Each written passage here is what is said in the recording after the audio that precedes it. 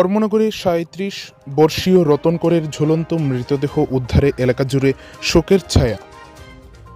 ২৪শে মার্চ রবিবার দুপুর আনুমানিক ১২টা ৪০ এই ঘটনাটি ঘটে। রবিবার দুপুর ১২টা ৪০ ধর্মনগরের শিববাড়ি ৭ নং ওয়ার্ডের রতন করকে ডাকতে গেলে ঘরের মধ্যে গামছা দিয়ে ঝোলানো তার মৃতদেহ দেখতে পেয়ে এলাকা জুড়ে স্তব্ধতা নেমে আসে। জানা যায়, আজ অর্থাৎ রবিবার সকালে রতন কর নাকি মোটর স্ট্যান্ড এলাকা ঘুরে গেছে বলে অনেকে দেখতে পায়। সে পেশায় একটি কাপড়ের দোকানের কর্মচারী হিসাবে কাজ করত বলে জানা যায়।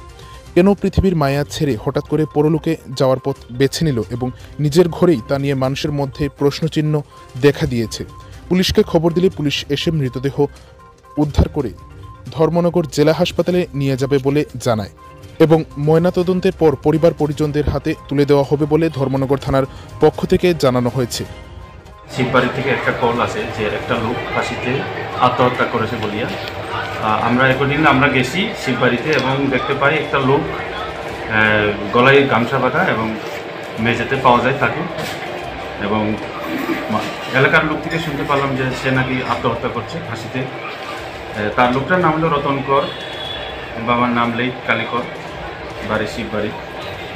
এবং এখন আমরা তাকে মৃতদেহকে ধর্মনগর জেলা হাসপাতালে নিয়ে যেতেছি ময়নাতদন্তের জন্য। স্যার, বডিটা কি তোমার ঘরের ভিতরে পাওয়া গেছে নাকি? হ্যাঁ, ঘরের ভিতরে পাওয়া গেছে। তার নিজ ঘরে? তার নিজ